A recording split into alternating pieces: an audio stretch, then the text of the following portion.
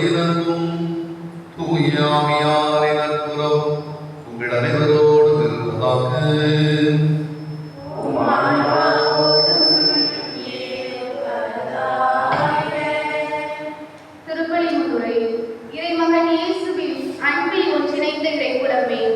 ஆண்டின் பொதுக்காலம் 33ஆம் ஞாயிறு திருவழிபாட்டு கொண்டாட்டத்தில் பங்கேற்க வந்துள்ள உங்கள் அனைவரையும் அன்புடன் வரவேற்கிறோம். இன்றைய சிந்தனை, இன்றைய இறைவாக்கு வழிபாடு இவ்வுலகின் குழப்பங்களுக்கு மத்தியில் நாம் எப்படி வாழ வேண்டும் என்பதை தெளிவுபடுத்துகிறது. மனமுறுதியினால் உங்கள் வாழ்வை காத்துக் கொள்ளுங்கள் என்பதே ஆண்டவர் இயேசு கிறிஸ்துவின் நமக்கு தரும் மைய செய்தியாகும். இன்றைய நற்செய்தியில் எருசலேம் ஆலயத்தின் அழிவு, போர்கள், நிலநடுக்கங்கள் மற்றும் தம் சீடர்களுக்கு வரவிருக்கும் துன்பங்கள் என பல அச்சுறுத்தலான நிகழ்வுகளை இயேசு முன்வைக்கிறார். இத்தகைய சூழலில் நாம் தவறான போதனைகளால் ஏமாந்து விடாமலும் கலக்கமடையாமலும் இருக்க அவர் அழைக்கிறார். இந்த மன உறுதிக்கு தேவையான நம்பிக்கையை முதல் வாசகத்தில் மலாக்கி இறைவாக்கினர் தருகிறார். ஆண்டவருக்கு அஞ்சி நடப்போர் மீது நீதியின் கதிரவன் எழுவார் என்றும் அவரே நமக்கு நலம் தரும் மருந்தாக இருப்பார் என்றும் அவர் உறுதியளிக்கிறார். அதே வேளை இந்த நம்பிக்கையானது நம்மை சோம்பேறிகளாக்கிவிடக்கூடாது. எனவேதான் 2ஆம் வாசகத்தில் புனித பவுலடியார் உழைக்கும் மனமில்லாத எவரும் உண்ணலாகாது என கடிந்து கொண்டு பொறுப்புடனும் உழைத்து நமது அன்றாட கடமைகளை செய்ய கட்டளையிடுகிறார். ஆகவே நம்மை சுற்றிலும் குழப்பங்களும் துன்பங்களும் எழும்போது நாம் கலங்கி நிற்காமல் நமக்கு தேவையான ஞானத்தை தருவதாக வாக்களித்த கிறிஸ்துவின் மீது முழு நம்பிக்கையை வைப்போம். நமது இறுதி நாள் வரை ஆண்டவரை நிலைத்து நின்று மன உறுதியுடன் சான்று பகிர்ந்து நிலைவாழ்வை வெற்றி கொண்டு தேவையான அருளை இந்த திருப்பலியில் ஒன்றிணைந்து மன்றாடுவோம். அன்பிற்கு சகோதர சகோதரிகளையும் நாம் திருமணக்கு நினைவாக நம்மை தலைப்படும் ஒரு படைப்பாகி இத்தண்ணீரை புனிதப்படுத்தி அருள்மாறு நம் கடவுளை ஆண்டவரை கெஞ்சி மன்றாடுவோமாக. அவரை நம் புதவிலிருந்து நாம் பெற்றுக்கொண்ட தூய ஆணைக்கு உண்மை நிலவுகளாய் நிலைத்திருக்க அருள்வாராக. என்ற நூலெல்லாம் நிறைவாம் வாழ்வின் கூற்றும் தூய்மைக்கு தொடக்கமான தண்ணீரின் வழியாக மக்கள் புனிதமடைந்த நிலைவாழ்வின் படைகளை பெறவேண்டுமென்று தோழமானேன்.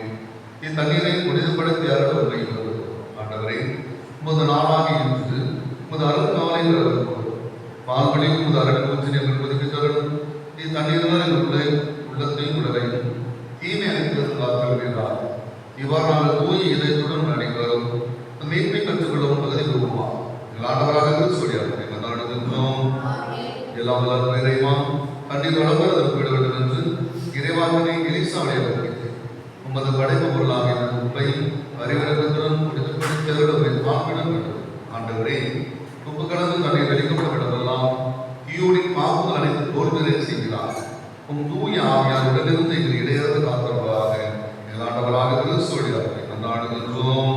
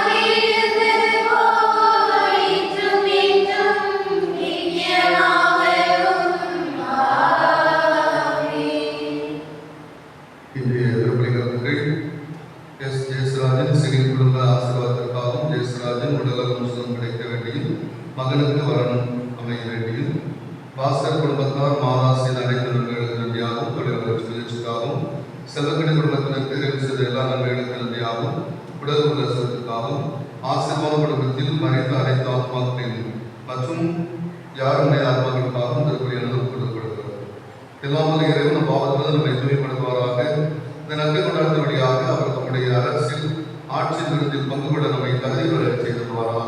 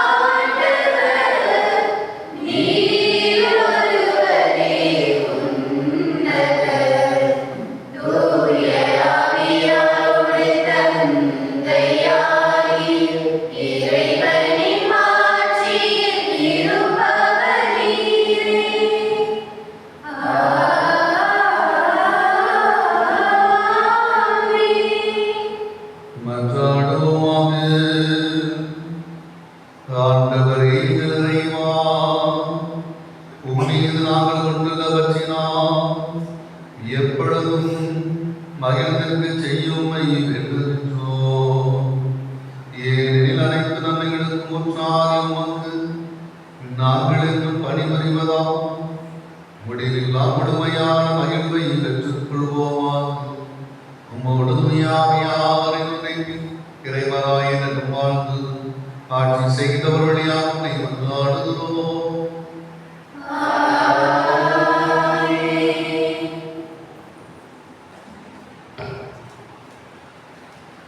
உங்களின் நீதியின் கதிரவன் எழுவான். இறைவாக்கினர் மலாக்கி நூலிலிருந்து வாசகம். அதிகாரம் 4 வசனங்கள் 1 முதல் 2. இதோ சூளையைப் போல் எரியும் அந்த நாள் வருகிறது. அப்போது ஆணவக்காரர் கொடுமை செய்வோர் அனைவரும் அதனுள் போடப்பட்ட சருகாகுவார். வரப்போகும் அந்த நாள் அவர்களுடைய வேரையோ கிளையையோ விட்டு வைக்காது, முற்றிலும் சுட்டெரித்துவிடும் என்றார் படைகளின் ஆண்டவர். ஆனால் என் பெயருக்கு அஞ்சி நடக்கிற உங்கள் மேல் நீதியின் கதிரவன் எழுவான்.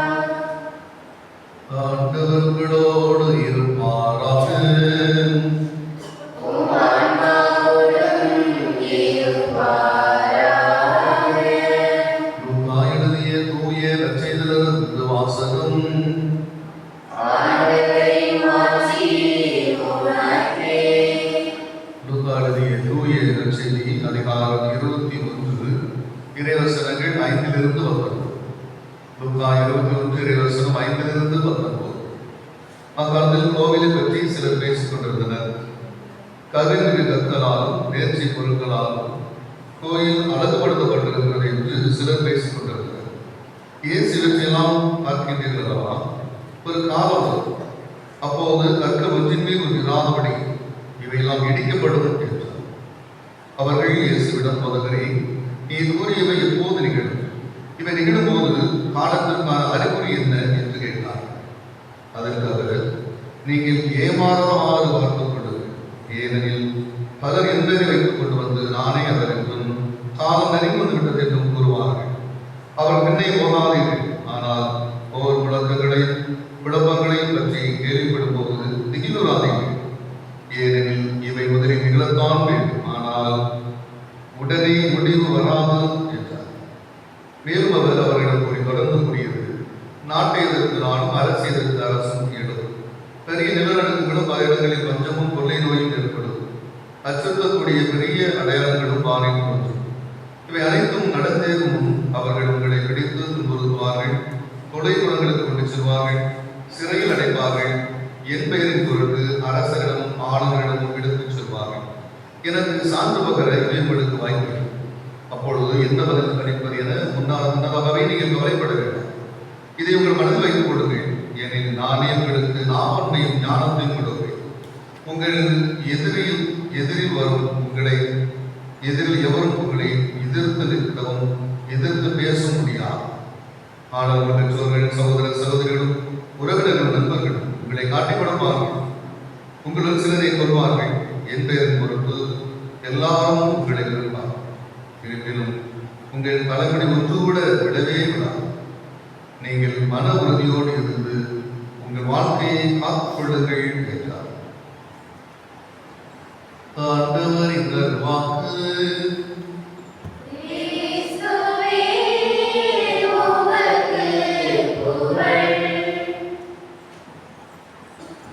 நீங்கள் மன உறுதியோடு இருந்து உங்கள் வாழ்வையை காத்துக் கொள்ளுங்கள். பாசன பிரியவர்கள் மக்களை, பொது காலத்தின் 33ஆம் ஞாயிறில் நாம் இருக்கிறோம். இந்த 3 மாசங்களும் ஈடுபாடோடு செயல்படுகின்றவருக்கு இறை அரசு, ஈடுபடுகின்றவர்களுக்கு இறை ஆட்சி. ஈடுபாட்டோடு நம்முடைய வாழ்க்கையை இந்த உலகத்தில் வாழ்கின்ற பொழுது நமக்கு இறையாட்சியை நாம் சுத்தமாக்கிக் கொள்ளலாம் என்பதுதான் இன்று நாடுகளுடைய மையங்களுக்காக நாம் தரப்பட்டிருக்கிறது.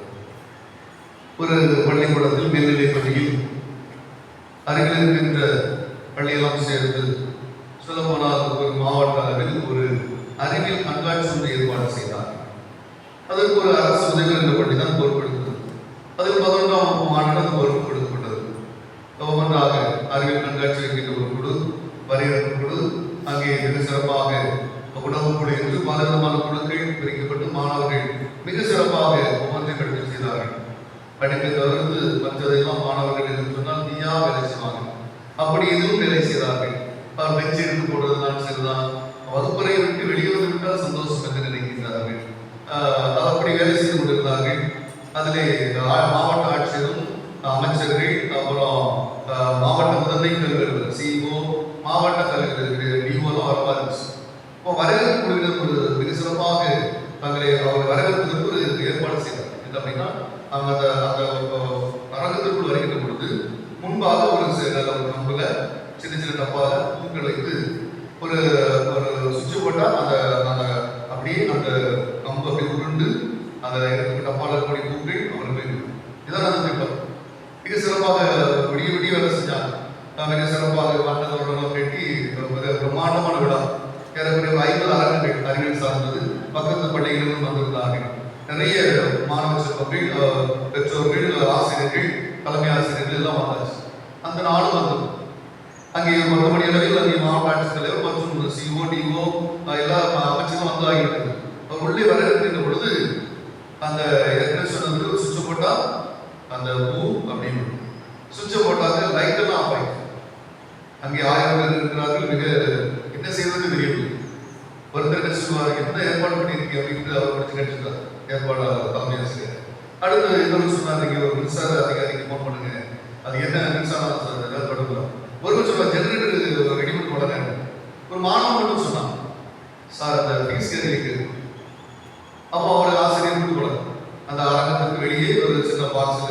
எடுத்து பார்க்கும் பொழுது அவர் மின்சார உபகரணங்களோடு பாதுகாப்பான உபகரணங்களோடு அந்த மாணவன் அதை திறந்து பார்க்கிறார். அங்கே வீசு உடனே அவங்க ஏற்பாடு செய்து வீசு ஒன்று வீசுக்கறி போட்டு கொஞ்ச நேரத்தில் கறந்து எல்லோருக்கும் மகிழ்ச்சி. மீண்டுமாக அந்த சுவிட்ச் போடப்பட்டது. அந்த பூக்கள் அப்படி மாவட்ட ஆட்சித்தலைவர் விழுந்து வரவேற்று மிக சிறப்பாக அந்த விழா முடிவடைகிறது. விழாவில் அந்த மாவட்ட ஆட்சித்தலைவர் சொன்னார், நாங்கள் எல்லாம் அங்கே மின்சார அதிகாரியும் இங்கே ஜெனரேட்டரில் ஆட்களை கொண்டிருந்த பொழுது எப்படி கரண்ட் வந்தது மின்சாரம் வந்தது சொல்லும் பொழுது அந்த ஆசிரியர் சொன்னார், இந்த மாணவன் தான் காரணம். அவன் அந்த நேரத்தில் அது துரிதமாக செயல்பட்டு மிக சிறப்பாக அதை செய்ததால் மின்சாரம் வந்தது. அவனை கூப்பிட்டு மாவட்ட ஆட்சித்தலைவர் அவனுக்கு ஒரு பாராட்டு தெரிவித்து ஒரு சாதனை என்பதாக அந்த நிகழ்ச்சி முடிகிறது. இதில் நாம் பார்த்தோம் சொன்னால் ஒரு காரியத்தை முழுமையாக ஈடுபாட்டோடு செய்வது. இதில் யார் ஈடுபாட்டோடு செய்ய எல்லோருக்கும் ஈடுபாட்டோடு செய்தார்கள். மாணவர் கொஞ்சம் ஒருபடி மேலே சென்று ஒரு வித்தியாசமாக செய்தார். இங்கே இந்த உலகத்தில் நீங்கள் அப்படி செய்வதற்கு தான் இந்த பொதுக்காலத்தில் 33ஆம் ஞாயிறு நம்மை அன்போடு அழைக்கிறது. எல்லோரும் வேலை செய்தார்கள். இந்த வரையறுப்புக்குள்ள கொஞ்சம் ஒருபடி மேலே சென்று வேலை செய்யும் ஒரு பேர் வேலை செய்து ஒரு சிறிய அற்பமான ஒரு காரியத்தை செய்து கிறிஸ்தவர்கள் இந்த உலகத்தில் அப்படி வாழ்வதற்கு தான் அழைக்கப்படுகிறார்கள். இன்றைய முதல்வாசம் நீங்கள் 2 மனிதர்கள் பற்றி சொல்கிறது. யாரையெல்லாம் முதலில் ஆரம்பக்காரர் கொடுமை செய்வோரை பற்றி பேசுகிறது. அடுத்து யாரை பற்றி பேசுகிறது? கடவுளுக்கு அஞ்சலி நடக்கிறவர்கள். மலாக்கி என்று சொல்லுகிற பொழுது இறைவாக்கியவருடைய புத்தகம் 4 அதிகாரங்களை கொண்டது. இதில் வாழ்வோம் சொன்னால் இஸ்ரேல் மக்கள் அங்கே பாபிலோன் அடிமைகளாகி திரும்புகிறார்கள். அப்படி திரும்புகின்ற பொழுது அவர்களுக்கு ஆலயம் ஏனென்றால் ஆலயம் இடிக்கப்பட்டு விட்டது. எனவே ஆலயத்தை வந்து கட்டுகிறார். அந்த ஆலயம் கட்டப்படுகின்ற பொழுது அவர்களுக்கு அது உடன்பாடு இல்லை. என்னன்னா பழைய எருசலேம் தேவாலயம் என்பது மிக பிரம்மாண்டமாக இருக்கு. புனித நாட்டிற்கு யாராவது போயிருக்கீங்களா? ஹோலி நாட்டுக்கு போயிருக்கீங்களா? நல்லா படித்தவர்கள் நினைக்கிறீங்களோ அவங்க தான் போயிருவாங்க. அதை நான் எருசலேம் தேவாலயத்தை பற்றி நான் சொல்றேன். எருசலேம் தேவாலயம் எப்படி இருந்தது என்று சொல்கிறார் என்றால் அந்த மிகப்பெரிய பிரம்மாண்டமான ஒரு தங்க கூரைகளால் மேயப்பட்டது. எல்லாமே தங்கம், உள்ளேயும் சரி வெளியும் சரி. உதாரணமாக ஒரு சூரிய ஒளி படுகிறது சொன்னால் நீங்கள் கண்ணை வைத்து அந்த ஆலயத்தை பார்க்க முடியாது. அவ்வளவு கண்கள் பூசப்பட்டு சொல்கிறார். அந்த அளவுக்கு தங்கத்தால் தகதகல நின்றக்கூடிய அந்த ஆலயம் எருசலேம் தேவாலயம். அந்த ஆலயத்தில் இதுதான் நடைபெறுகின்ற நிகழ்ச்சி. அப்போ மலாக்கியா இருக்கின்ற காலகட்டத்தில் ஆலயம் சூறையாடப்படுகிறது, இடிக்கப்படுகிறது. இவர்கள் ஒரு ஆலயம் கட்டுகிறார்கள். அதிலே சிலருக்கு அவர்கள் வர மறுக்கிறார்கள். அதனால தான் அவரை ஆணவக்காரர் கொடுமை செய்வோர் என்று சொல்கிறார்.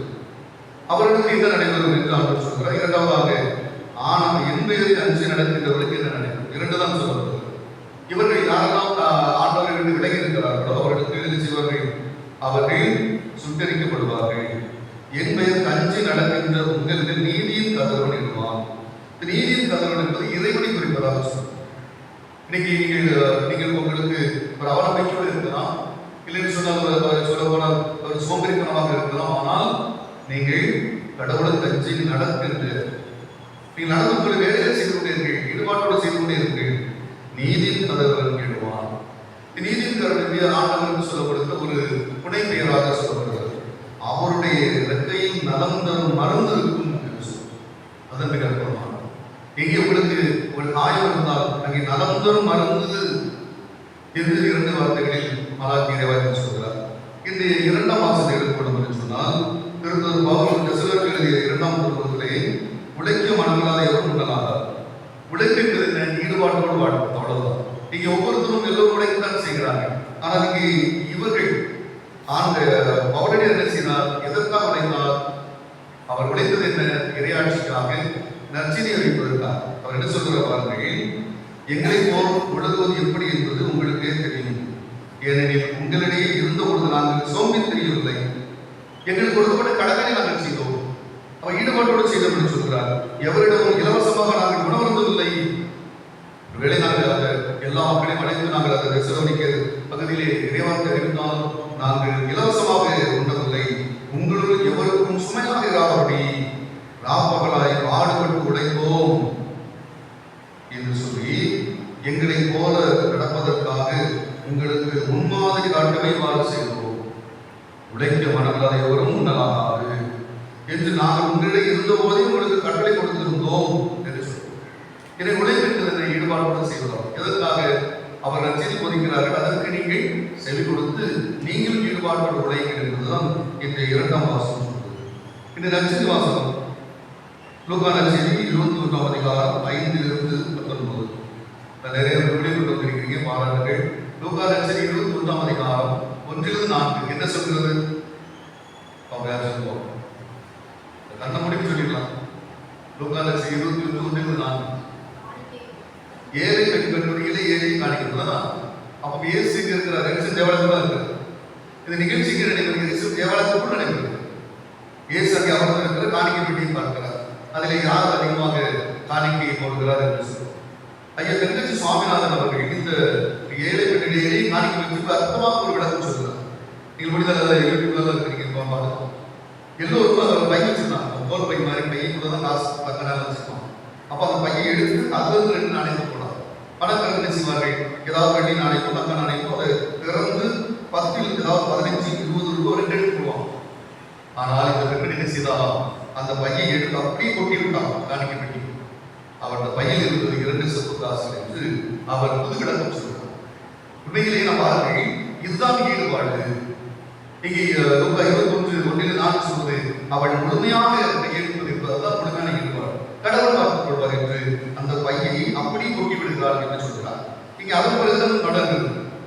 அந்த காணிக்கை பகுதிக்கு பிறகுதான் இந்த பகுதியாக இருக்கிறது. லூக்கா நற்செய்தி 21ஆம் அதிகாரம் 5 to 19. இதில் நீங்கள் பார்க்க முடிச்சுனால் ஆண்டவர் கோவிலை பற்றி பேசுகிறார். கோவிலை பற்றி பேசுகிறார். அதனால் எரிசல் தேவாலயத்துக்கு வருகிறேன். இன்று நீங்கள் புனித நாட்டுக்கு சென்றிருந்தால் நான் போயிருக்கிறேன். கடவுள் அதனால் ஒரு வாய்ப்பு கிடைச்சு போயிருக்கிறேன். முடிந்த போயிட்டு வாங்க. ரொம்ப முக்கியமான ஒரு ஆசீர்வாதம். எரிசல் தேவனுக்கு இருக்கிறதா என்று சொன்னால் இல்லை.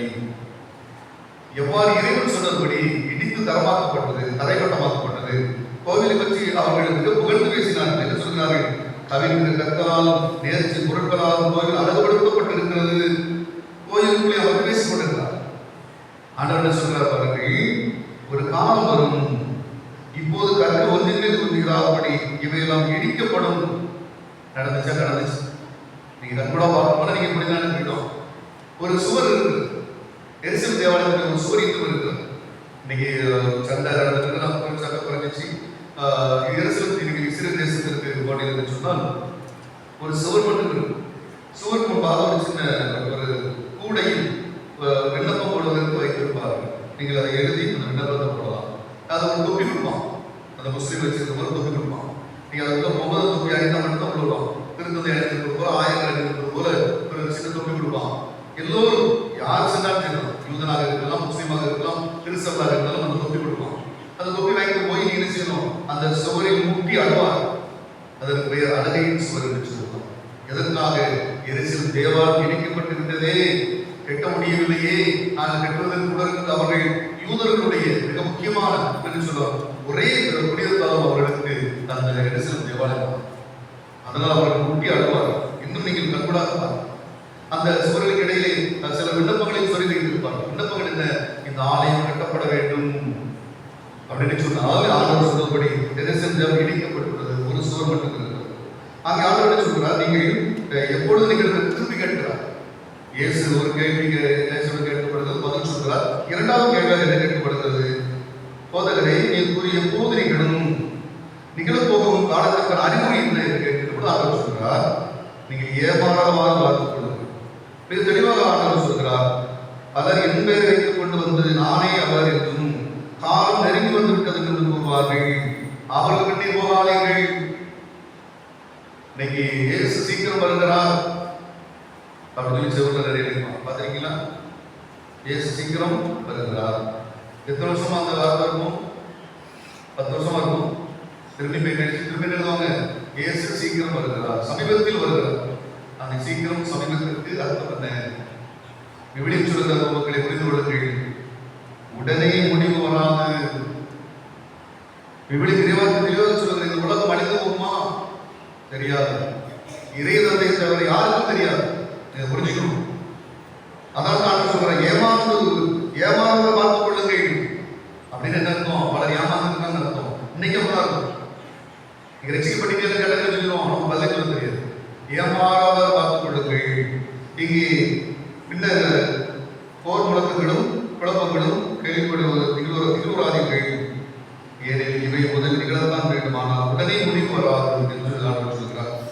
அடுத்து 3 பகுதிகளாக நாம் பார்க்கணும்னால் எவ்வாறு துன்புறுத்தப்படுவது, கிறிஸ்தவர்கள் நற்செய்தி போதிக்கிறவர்கள் எவ்வாறு துன்புறுத்தப்படுவார்கள், நாட்டுக்கு எதிராக ஒரு நாட்டு ரீதியாக மோதிக்கொள்வார்கள், இயற்கை சூழ்நிலை பற்றி பேசுகிறார். அதன் பிறகு நற்செய்தி போதிக்கின்ற பொழுது துன்புறுத்தப்படுவார்கள், தனிநபர்கள் துன்புறுத்தப்படுவது, கொள்கை கூடத்தில் துன்புறுத்தப்படுவார்கள், சிறையில் அடைக்கப்படுவார்கள், இழுத்துச் செல்லப்படுவார்கள். எல்லாம் ஏற்கனவே மத்திய 10 நாம் பார்க்கிறோம். அப்போது என்ன பதில் அளிப்பது? முன்னதாகவே நீங்கள் கவலைப்பட வேண்டாம். நற்செய்தி போதிக்கின்றவர்கள் நீங்கள் உங்களுடைய காரியங்கள் ஈடுபாட்டோடு செய்யலாம். மற்றது நான் பார்த்துக்கிறேன். ஆண்டவர் சொல்றாரு, நீங்க நற்செய்தி போதித்துக் கொண்டே இருக்கீர்கள், வருகின்ற பட்சம் நான் பார்த்துக் கொள்கிறேன். அர்த்தமாக சொல்றது, உங்கள் மனதில் வைத்துக் கொள்ளுங்கள், என்னை நானே உங்களுக்கு நாவன்மையும் ஞானத்தையும் கொடுப்பேன். உங்கள் எதிரில் எவரும் உங்களை எதிர்த்து நிற்கவும் எதிர்த்து பேச முடியாது என்று ஆண்டவர் சொல்றார். நீங்கள் உங்களுடைய நற்செய்தி போதிக்கின்ற கடமை செய்யுங்கள், வருவதை நான் பார்த்துக் கொள்கிறேன் என்று சொல்லலாம்.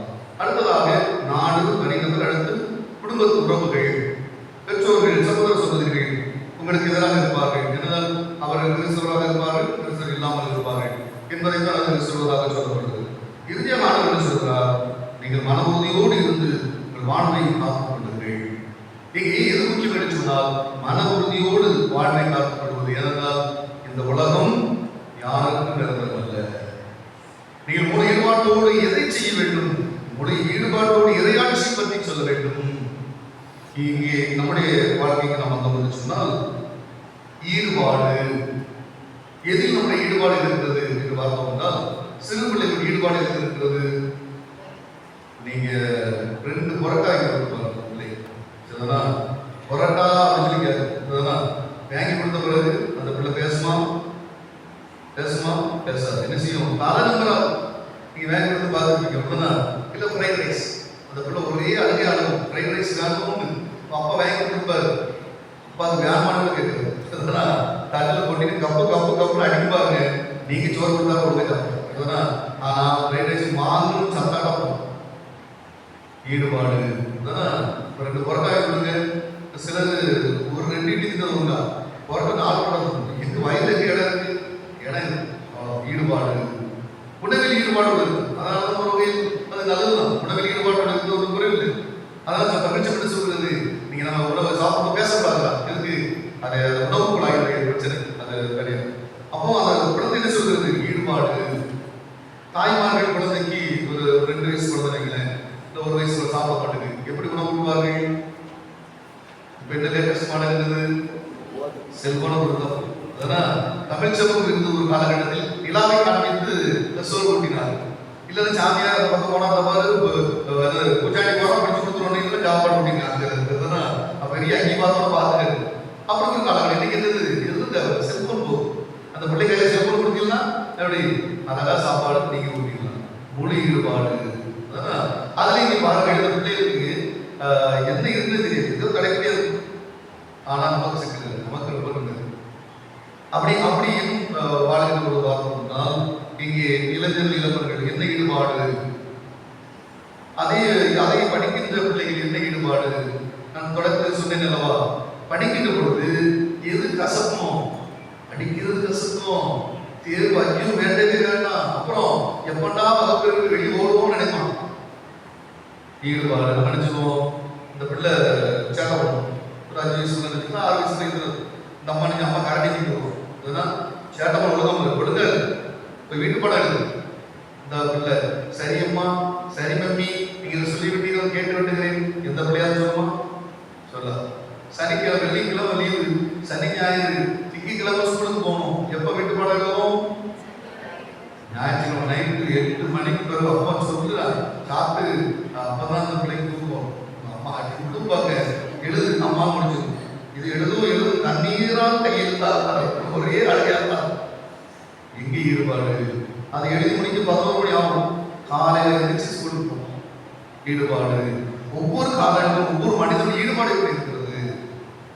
இளைஞருடைய ஈடுபாடு, கல்லூரிக்கு செல்வது, இளமர்கள் ஈடுபாடு எப்படி இருக்கிறது? கல்வியிலே உலக சார்ந்த காரியங்கள். இன்னைக்கு இந்த செல்ஃபி எடுக்கிற கலாச்சாரம் இல்லையா? அவ்வளவு வாகனம் எல்லாம் ஒரு 50 பேருக்கு கவலைப்படலாம். வாங்க எல்லாரும் என்னையா போட்டு அது கூட சரி எடுத்து போகலாம்னு சொல்லிக்கலாம். ஏதாவது ஒரு விளையாட்டு நம்ம ஊர்ல ஆண்டு விழா இல்லைன்னா பள்ளி திருவிழாவுக்கு நேரத்தில் நிகழ்ச்சி கலைஞர் கலை நிகழ்ச்சியில ஒரு செல்போன் இருக்கு, பரவாயில்ல, ஒரு செல்போன் இருக்கு பாராட்டலாம். ஆனா டான்ஸ்ல எத்தனை செல்போன் தெரியும்? முன்னால 10 தெரியுமா? எத்தனை பேர்? எல்லாம் இவ்வளோ இருக்கும். 5ஆம் கிளாஸ் 6ஆம் கிளாஸ். அதனால என்ன எடுக்கிய? வீடியோ எடுக்கும். யாரா? என் தங்கச்சி எடுக்க. சரி, என்ன செய்ய தெரியாது. ஈடுபாடு பார்த்தீங்கன்னா அது யாரு வாழ போறோம் தெரியாது. அந்த டான்ஸ் அப்படியே கவர் பண்ணி இப்படி கவர் பண்ண அப்படி கவர் பண்ணா எங்க போட்டோகிராஃபர் இருக்காருல்ல, வீடியோ எடுக்காருல்ல, என்ன இல்ல இல்ல நான் கல்யாணம் கொடுக்கலாம் அவ்வளவு இருப்போம். அதே நேரத்தில் பிள்ளைகளின் மடிமை காலங்கள் அவ்வளவுதான். அதனால் இந்த பிள்ளைகள் ஆன்மீக காரியங்கள் அவ்வளவு. எங்கே இறைவன் எதை சொல்கிறார்? ஈடுபாட்டோடு இறையாட்சி வாழ்க்கையில் நமக்கு இந்த உலகம் யாருக்கு நிரந்தரம்? எவ்வளவு சொத்து சேர்த்தாலும் சரி, எந்த உலகில் எதுவுமே நிரந்தரம். அதான் பொது காலத்தில் 33ஆம் நியாயம் சொல்கிறது. 2ஆம் நியாயத்தில் விடுங்கள், காதிருந்த ஊசி வராது காணும் வழித்துணைக்கு என்று பட்டினத்தார் பாடல் இருக்கிறது. அப்படின்னு என்ன இல்லையா? காதிருந்த ஊசி கூட கூடாது. இறக்கின்ற பொழுது, அடக்கம் செய்கின்ற பொழுது பெரியவர்களுக்கு எல்லாரும் தெரியும், அரணா கட்டணும். அதனால் அது வெள்ளிக்குடிக்கு அறப்படம் கட்டி எடுக்குமா? இதுதான் உலகம் அப்படின்னு சொல்லி செய்யப்படுகிற உலகத்திலே ஈடுபாட்டோடு இறையாட்சி கட்டி இருக்கக்கூடியவர்களாக நம்முடைய பிள்ளைகள் ஈடுபாடு எதில் இருக்கிறார்கள்? நம்முடைய புனிதனுடைய ஒவ்வொரு புனிதர்களை பற்றி தெரிந்திருக்கிறார்களா? இறை வார்த்தையை தெரிந்திருக்கிறார்களா? அன்பின் கூட்டங்களை பற்றி தெரிந்திருக்கிறார்களா? தெரியாதையெல்லாம் தெரிந்திருப்பார். எது வேண்டும் அதை தெரிந்திருக்க மாட்டார்கள். ஆனால் எது தேவையில்லாதோ அதை தெரிந்திருக்கின்ற சமூகமாக நாம் ஈடுபாடோடு செய்வது. பெரியவர்கள் எதை செய்கிறார்கள்? பெரும்பாலும் பெண்கள் என்ன செய்கிறார்கள்? அந்த சீரியல் பார்க்கலன்னா அவ்வளவுதான் உலகமே. இப்போ லேட்டஸ்ட் நிறைய மாடல் சீரியல் சாயந்தரம் 6 மணிக்குன்னா 6 மணி வரை பார்த்துக்கணும். இப்ப என்ன சொல்லிட்டாங்க? நீங்க காத்துக்கிறாங்க. அதுதான் நீங்க காலை 8 மணிக்கு கூட பார்க்கலாம். அப்படியே வாய்ப்பு இருக்குதுதானே. ஆனா உடனே 8 மணிக்கு பார்க்கணுங்களா? அது அவர் ஈடுபாடு. ஆனால் ஒவ்வொரு நாளும் நற்செய்தியை நாம் வாசிக்கின்ற ஈடுபாடு இருக்கிறதா? ஒவ்வொரு நாளும் அது ஞாயிற்றுக்கிழமை திருப்பலிக்கு வருவதாக இருக்கலாம். அதை ஒரு நாளைக்கு முன்பாக நற்செய்தி வாசித்து அது என்ன சொல்லுகிறது ஈடுபாடு இருக்கிறதா? கடவுள் காரியங்களில் ஈடுபட்டு இருக்கிறோம் சொன்னால் மிக குறைவு. உலக காரியங்கள், கடவுள் காரியம், இதெல்லாம் எதில் ஈடுபாடு கொண்டிருக்கிறோம் என்பது முக்கியமான. இங்கே இறைவன் சொல்வதெல்லாம் என்று பொது காலத்தில் 33ஆம் ஞாயிறிலே நாம் இங்கே ஈடுபாட்டோடு இறையாட்சி ஈடுபடுவதற்கு ஈடுபாட்டோடு செயல்படுகிறது இறையாட்சி. இங்கே நற்செய்தி பவுலடியார் அதைத்தான் சொல்கிறார். இங்கே காணி ஏழை ஏழை கைப்படை காணிக்க அதைத்தான் சொல்கிறது. விடவரும் காணிக்கப்படுவது கூட அங்கே இறையாட்சிக்குரிய தன்மை அந்த ஏழை கைப்பண்ணிடம்தான் இருந்தது என்று இறைவன் சொல்கிறார். எனவே நம்முடைய வாழ்க்கையில் ஆன்மீக காரியங்களுக்கு முதலிடம் கொடுக்கக்கூடியது. அது திருப்பலியாக இருக்கலாம், அன்பின் கூட்டமாக இருக்கலாம், பக்த சபைகளாக இருக்கலாம், மறைக்கிலி வகுப்புகளாக இருக்கலாம், காலகட்டத்தில் பீடச்சிறுகளாக இருப்பது. இங்கே மறைக்கிலிக்கு வருவது ஒரு காலம். இப்பெல்லாம் ஆங்கில படிக்க சித்தம் மறைக்கிலி வராத பிள்ளைகளாக இருக்கிறார். பெற்றோரும் அதை விருப்பப்படுத்தாத பெற்றோர்களாக மாறிக்கொண்டிருக்கிறார். பிள்ளைகளை கேட்டுப்பாருங்கள். செல்போன் எல்லாம் தெரியும், உலக காரியங்கள் எல்லாம் தெரியும். ஒரு புனிதரை பற்றி கேட்டுப்பாருங்கள். 100 மாதத்தை பற்றி நீங்க சொல்லிக் கொடுத்துருக்கீங்களா? தெரியாது. சபையாரை பற்றி சொல்லிக் கொடுத்தீங்களா? தெரியாது. சுவாமியாரை பற்றி கேட்டு பாருங்க, தெரியாது. ஆனால் உலக போக்கு செல்போன் ஒரு பிரச்சனை. பிள்ளைகிட்ட கொடுக்க அவங்க பிள்ளைய மெக்கானிக்கா மாறி செஞ்சு கொடுக்கும். அதுவெல்லாம் நிரந்தரம். கடவுள் ஒருவர் நிரந்தரமானவர், இறைவாக்கு நிரந்தரமானது, திருச்சபை நிரந்தரமானது. அதை நாம் ஈடுபாட்டோடு செய்யக்கூடிய பிள்ளைகளாக இது மன உறுதியோடு இருந்து உங்கள் வாழ்வை காத்துக் கொள்ளுங்கள் என்று சொல்கிறார்.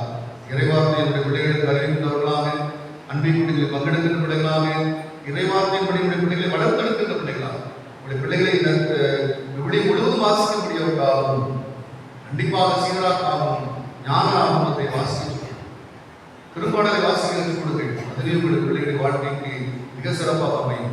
எனவே இந்த பொது காலத்தில் 33ஆம் ஞாயிறில் நம் ஆண்டோடு வந்தாலும் நம்முடைய வாழ்க்கை எப்படி இருக்கிறது?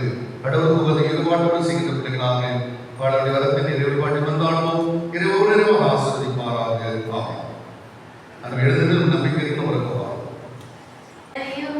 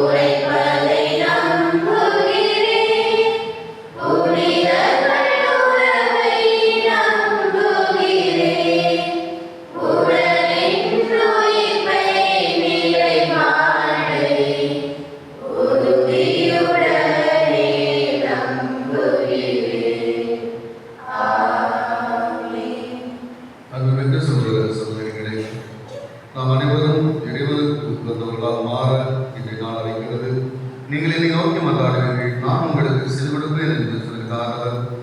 செவி கொடுக்கின்ற ஆண்டவர் அந்த விண்ணப்பங்களை எடுத்து சொல்லி மன்றாடுவோம்.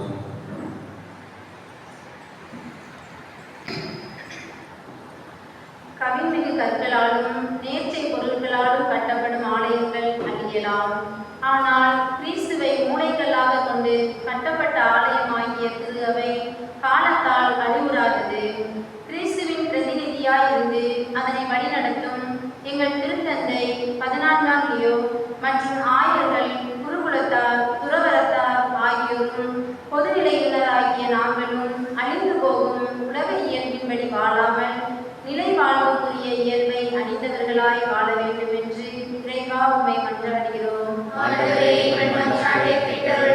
நாட்டை எதிர்த்து நாடும் அரசை எதிர்த்து அரசும் தொடுக்கின்ற போர்களும் பல இடங்களில் ஏற்பட்டு வருகிற நிலநடுக்கங்களும் வெள்ளங்களும் பஞ்சமும் கொள்ளை நோயும் அச்சுறுத்தக்கூடிய பெரிய அடையாளங்களும் இனப்படுகொலைகள், மத கலவரங்கள் மற்றும் துன்புறுத்தல்கள் ஆகியவை குறைந்தொழியா இக்காலத்தில் நீர்தாமே நீதியின் கதிரவனை எழச் செய்து அமைதி எனும் நலம் தரும் மருந்தினை தந்து தலைவர்களையும் குடிமக்களையும் வழிநடத்த வேண்டும் என்று இறைவா உம்மை மன்றாடுகிறோம்.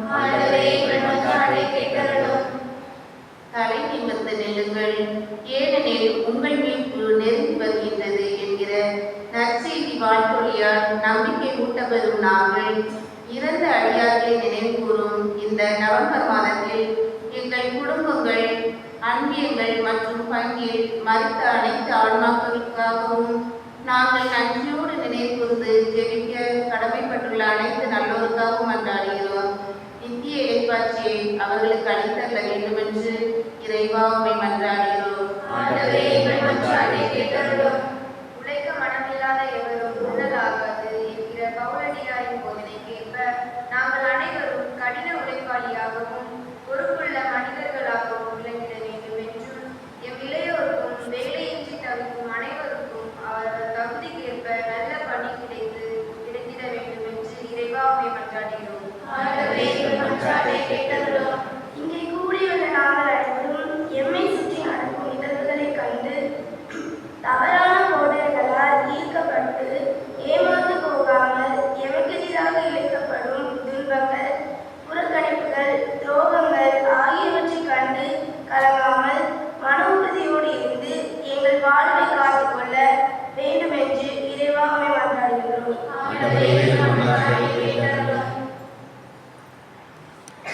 நம்முடைய தனிப்பட்ட தேவைகளுக்காக சிறிது மௌனமாக மன்றாடுவோம். ஜெபிப்போமாக. நீங்கள் எவற்றையெல்லாம் கேட்பீர்களோ அவற்றை பெற்றுவிட்டீர்கள் என நம்புங்கள். கேட்டபடியே உங்களுக்கு நடக்கும் என்று சொன்னது திருவிழாமான இறைவா பல்வேறு இடங்களை சமர்ப்பித்திருக்கிறோம். எங்களுடைய நம்பிக்கையை அதிகரித்து நாங்கள் கேட்ட விண்ணப்பங்களை இறக்கத்துடன் தர வேண்டும் என்று எங்கள் ஆண்டவராக கிறிஸ்துவை மன்றாடுகின்றோம்.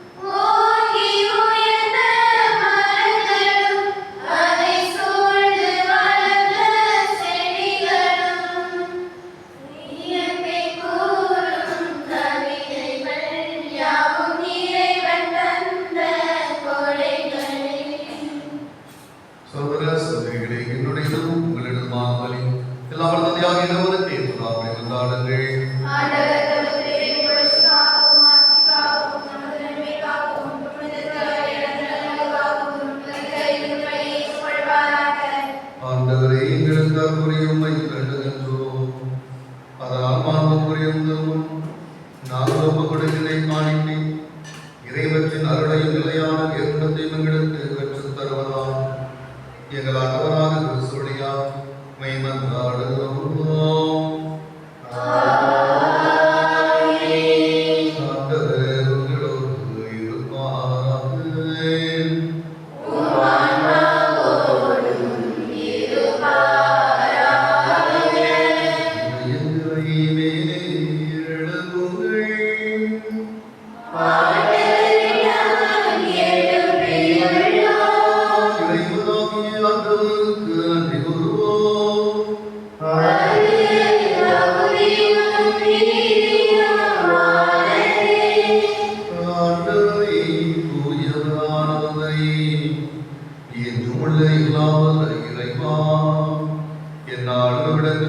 உமக்கு நன்றி செலுத்துவது மெய்யாகவே எல்லாத்தையும் நீதியுமாகும் எங்கள் கடமையும் இன்புக்குரிய செயலுமாகும்.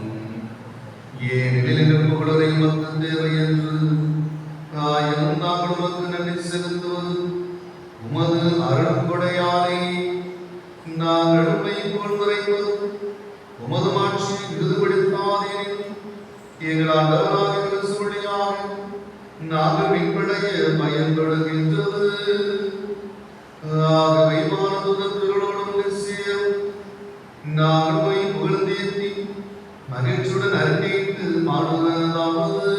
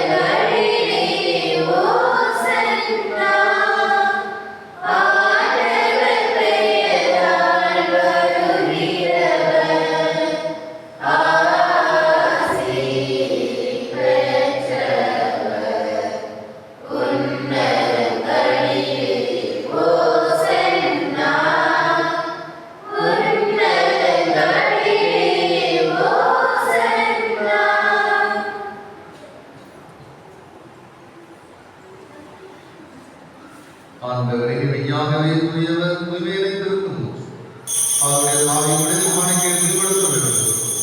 இவ்வாறு ஆண்டவர் இயேசு கிறிஸ்துவின் உடலும் இரத்தமாக இருக்கிறதையும் பார்க்கலாம்.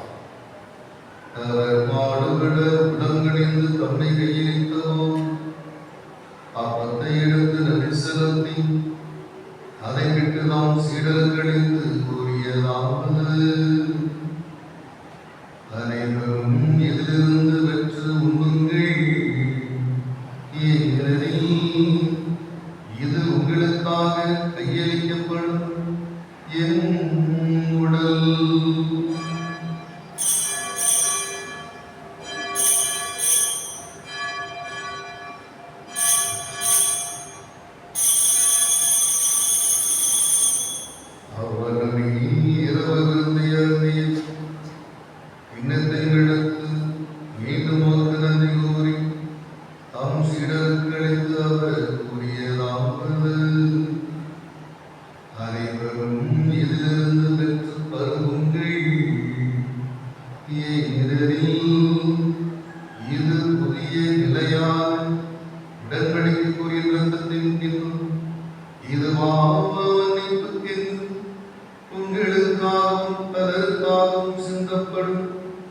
இதை என் நினைவாக செய்யுங்கள்.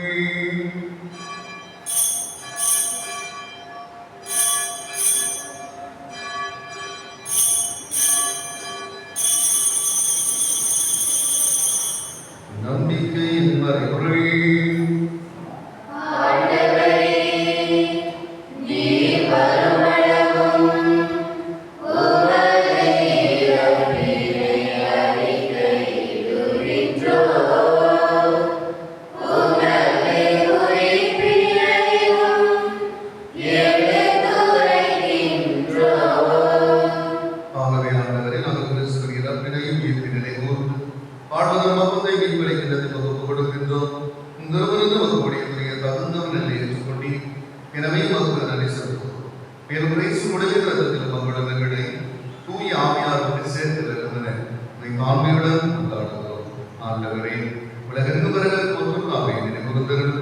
எங்கள் திருத்தந்தை லியோ எல்லா நிலையினரோடும் அவை அன்பில் நிறைவு மேலும் இயக்குவது நோக்குடன் தொழில்களுடன் சகோதர சகோதரிகளை இறந்தோர் அனைவரும் இறந்தோரை கூர்ந்து உமது திரும்புகிற வழிகளை ஏற்று எங்களிடம் மீது நலக்கமாயும் கடவுளின் கணித்தாயம் மணியா உடைய கணவராக சேர்ப்பு முடிய தூதர்கள் இவ்வுலகில் ஒப்புந்தவராய் இருந்தோராகிய புனிதர் அனைவருடன் நாங்கள் நிலைவாழ்வில் பங்கு கொள்ளும் தந்தை பெற்று இயேசு கிறிஸ்து வழியாக உம்மை புகழ்ந்தேற்றும் வரமரணத்தை மன்றாடுகின்றோம். இவர் வழி வழியாக இதனோடு இவரில் எல்லாம் வல்ல இறைவனாகிய தந்தையே, தூய ஆவியாரின் ஒன்றிப்பில் எல்லா புகழும் ஆட்சியும் என்றென்றும் உமக்கு உரியதையே.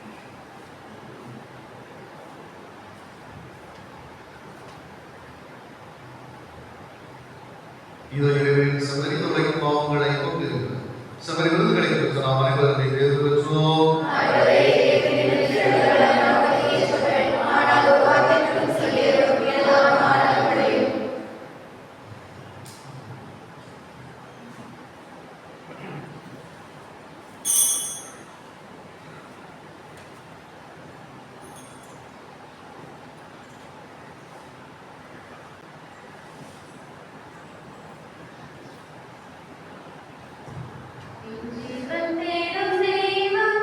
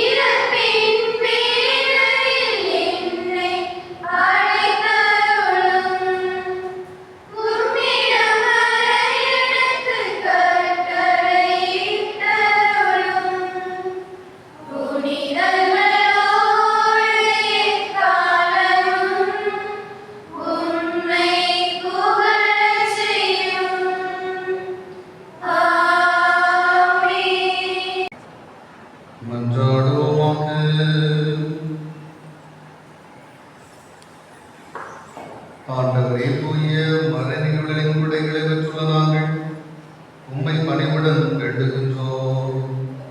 அதனால் தமது நினைவாக நாங்கள் செய்யுமாறு உம் திருமகன் கட்டளையிட்டவை எங்களை அன்பின் வளர்ச்சிக்கு ஏற்றிச் செல்வனமாகும்.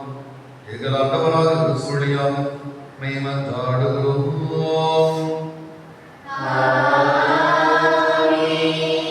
ஆண்டவர்களோடு இருப்பாராக.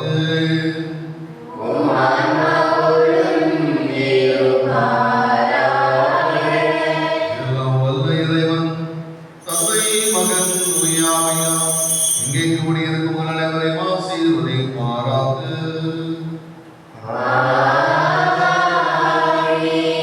இறைவனின் ஆசி பெற்ற மக்களாக வாழ்ந்திட சென்று வாழுங்கள். திருப்பலி நிறைவேறிற்று.